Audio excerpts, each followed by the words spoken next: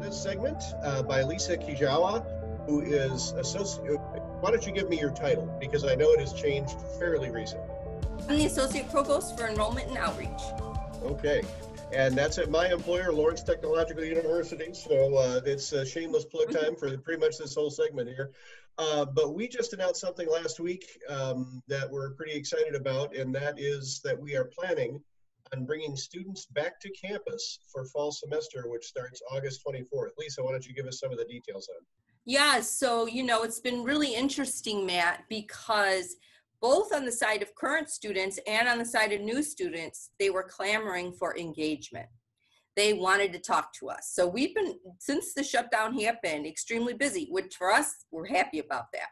Yep. And so the faculty, particularly and the administration, have been working so hard at identifying how we will come back, what are the protocols, the precautions, the measures in place to keep people safe and healthy, but to be able to bring everybody back on ground. And so the president put out a letter last week saying we're going to do just that. And we have a plan for housing, we have a plan for the classrooms, we have a plan for the entire campus. So that's going to be a positive thing, and we're already communicating that with our parents and students. So why don't you communicate that with us? How are you going to do that? Everyone's wondering, are you going to have 6-foot separation? Are you going to have classrooms only 50% full? How are you going to do it? So let's start with the classrooms. So they're going to do six feet distancing. Now, keep in mind that obviously this is all going to change. That's the point about this being very fluid, because it keeps changing. So we have to look at, is there another executive order? Is there another, can you have more than this number of people in a classroom? So the other point is they're sanitary. There's over 100 sanitary machines throughout campus. There's also social distancing Blue Devils on the ground, which will also be in the hallways. So when students leave class, they follow that as well. All students have to wear masks, whether if they're in a classroom or in the hallway. If they're just studying somewhere by themselves, they don't have to. They're looking at a variety of different things. So for example, let's say I have a class and it meets 2 days a week. Then maybe, and there's 32 students in a classroom. Then 15 or 16 would come on Monday, and the other 15 or 16 would Zoom from their dorm room. And then that would be reversed on Wednesday. Now, again, this is all up for interpretation, because we're going to continuously identify more that's coming from the governor. So in the residence hall, I think they have a fabulous plan. So when you come in, you're going to get a packet, a health and safety packet. You're going to be assigned a toilet, a desk, a bed, a shower, and a sink. And that's that whole trace testing, so that if I get number one toilet, I get number one sink, I get number one shower, right? So that's a positive thing. We're going to do the number of students we have on campus. We're not minimizing or trying to, unless a student requests it. So that's the plan thus far. We're going to start at the same time, which is August 24th. We're going to end 3 weeks right after Thanksgiving, and the last 3 weeks will be online. And that will help. Then they'll leave, they go home, they do, an exam or whatever they're doing. And then when they come back in January. So people aren't coming and going to, be able to, again, do the campus deep clean and, start up back in January. Now, the dormitories, I don't know how you have them set up. Are they single, one person to a room, or are they shared rooms, or how are they set up? It's 2 people to a room. So we have apartment style, which could have 4 people, and we have community style, which could have 2 people. But we're not going to, just a little tidbit. The only reason why these bigger universities are saying we're going to do it 1, 2 is because they don't have full housing. Lawrence Tech has full housing. And so we're looking at identifying opportunities. Like, for example, with the apartment style living on campus, that's not going to change, because there's guidance for apartments everywhere. It's the way we're going to do the community-based. And that, I think, the Dean of Students and the Housing Residence Hall Director did a fabulous job. They have everything identified.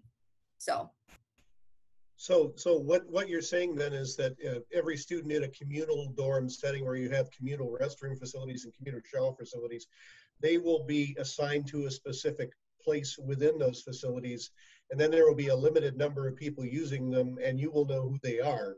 Exactly. Which just in case something does happen makes contact tracing a whole lot easier. Right? 100%. The other thing, when they come on campus, you'll have to fill out the form like we all do now, which asks you 5 or 6 questions. And if you answer yes to any one of them, then you will be isolated, and they'll have an area for isolation. Okay. Now, I guess what you've been doing previous the last couple of months has all been virtual. And how has that worked out? Oh my gosh, I just have to say, I will say that I'm more proud of LTU because we're a private technological university. And as a result of that, we were faster getting to the point of putting everything online, and even at the Office of Admissions with putting all virtual presentations, appointments. We have now a virtual orientation fully online. All the placement assessments are online. We have students moving through the process if it was on ground. So we move so quickly and so fast. The interesting thing is students want that engagement. They missed out on so much opportunity that they're waiting to get to that next accomplishment. And so it's been very easy to communicate with them because they keep responding. So that's a plus for us. And Matt and I had the opportunity to do these porch visits with our Blue Devil. We identified. Yeah, I wanted to talk about that. We identified some students, and we went and congratulated them and brought them some LTU swag. And Matt can tell you, we were both blown away. Both the parents and the students, they were so happy, and it made us feel so good that they want to get to that next level, and that next level is LTU. Yeah, we chose a bunch, Mike. We chose a bunch of students at random, more or less at random, and gave them a visit with all appropriate social distancing measures in place from Blue, our mascot, and Lisa and some of the other staff.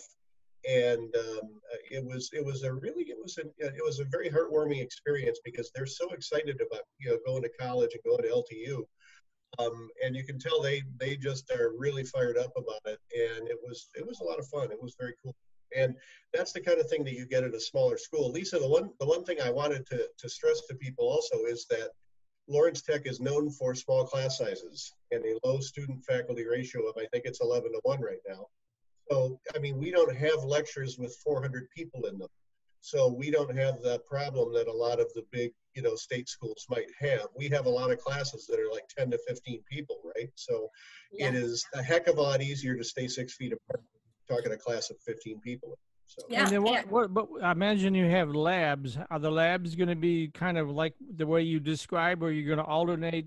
Some people, how can you do a lab virtually though? Can you do a lab virtually? Or? Well, actually they did the labs virtually when in the spring when we had to go fully on shutdown. Mm-hmm. And students liked it but really didn't like it, and it's only because of the kinds of degrees we offer. I mean, everything is hands-on, so that's where the faculty spent a lot of time, is looking at how we could do this better but do it on ground. Mm-hmm. So we went around, they measured every classroom, every lab space, every project where there's project-based learning going on, the studios, all of that, to identify if we have this many people, how could we alter the space? If we have this many people, how could we alter the space? So they have a lot of different plans. And again, that's the positive, as Matt said, about us being a small private, but also very entrepreneurial. They're looking for creative ways to do things, right? So that's what they're doing. And then the hope is that by the middle of July, we'll know more about, okay, now she says you can have 100 people outside. Well, can you have 40 inside? Because as Matt said, if that's the case, we're not going to have an issue because we don't have big classes. Yeah, I went to the University of Michigan. In my freshman year, we had like 600 in a lecture hall. Right. I haven't heard much out of the big schools how they're going to handle this, because I think they're still trying to sort it all out. So. Well, I would have to think that the 600-person lecture is still going to be virtual. It's still going to be online. Yeah. I went to a smaller school. I went to Albion College, and the biggest class I ever had was a freshman physics class, and I don't think it even had 30 people in it. It was like 28 people, and that was the biggest class I ever had there. So, and the interesting thing is, So I know Matt knows this, and Mike, you might have read, but there was an article in the newspaper, I want to say maybe a month ago, and it talked about 26% of the students in Michigan rethinking their first choice. Yeah. And that rethinking was about a public university for all the reasons you just said. If you're a parent and you're thinking, well, wait a minute, I need them to be closer to home, that's us. If you're a parent and you say, well, you know, I need them to be a smaller environment, that's us. If there's a lot of easier ways we can make this work for our staff, our faculty, and our students. And as I said, we welcome all those students to come to LTU. If you're rethinking that choice, come on over, because we have a better opportunity for you here. Okay, I guess that was a shameless plug, but we'll save that one for later. But how much could you expand? I mean, I think you're what, 2,000, 3,000, somewhere in that ballpark, right? Yeah, around 3,500 students, close to 1,000 that live on campus. How many more could you accommodate? You just invited the world to apply, so how many more could you handle? I think we could go up to 5,000. That's our goal. Really? Okay. Interesting. That's sort of the edge of being a small school. You can't, you know, if you're over 5,000 students, it's hard to call yourself a small school. So, yes, you know. right. Okay, and then the sports program. I know obviously it's outdoors for football and things like that. What's your thinking along those lines? Have you figured that out yet? So I don't want to speak for our Dean of Students, but he just met with the president and the NAIA, and they have guidelines, and they're going to follow everything related to CDC guidelines and what the NIA says. Excuse me. But bottom line is sports will start in the fall. So as again, we progress and we see more what those guidelines are, depending upon how many people we can have in the stands or different things like that. So, but yes, sports will start, and we're going to move forward on that. Yeah, I'm a season's ticket holder for the University of Michigan football. I know. And I don't know what they're going to do. I mean, if they do 6 feet apart, maybe you'll get 20 or 30,000 people in there. And there's 90,000 season ticket holders. So they keep telling us stuff, but they haven't figured that out yet either. Yes. So. Well, I know the NAIA, Mike, our sanctioning authority, basically delayed the start of football season. So we lost our first 2 games that were we're going to have 2 games in August, actually.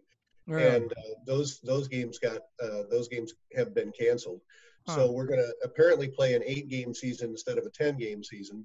And it's going to start sometime after Labor Day. Yeah, makes sense. That's as much as I know about football. I don't know anything about any of the indoor sports. Is volleyball's a fall sport, right? Yeah, I think it's fall and spring. Yeah. And that's indoor, but I haven't heard anything about volleyball yet. And basketball, we don't have to worry about until November. So that's right. Yes. Who knows what'll happen by then? Right. Exactly. Yeah. We're in our last minute, so you've already given your shameless plug, but I'll let you do it again, Lisa. Okay. So I just want to say, you know, LTU is a special place. The students here mean very much to all of us. Our students are some of the best. That's why they get such great jobs after they leave us. And we want more of those types of students that want a private technological focus. That's what I said to many people. It's like, this is your moment. This is your moment for these young people who had to go through so much, and so much was taken from them. Yeah. Come to LTU and you'll get it all back. Okay. And right. I'm sure there's a website. Would one of you like to provide that address? LTU.edu/admissions or admissions@ltu.edu. Look us up. Come see us. Call us. Happy to talk to you. Four-year students love Lawrence Technological University's thriving campus life. But LTU has always met non-traditional students' needs too. Lawrence Tech offers over 100 degree and certificate programs that can get adult students started or back on track. And most of our classes are conveniently offered evenings at our beautiful Southfield campus or online, so you can balance your social, family, and work life even while you power up your career. Lawrence Tech, where Blue Devils dare.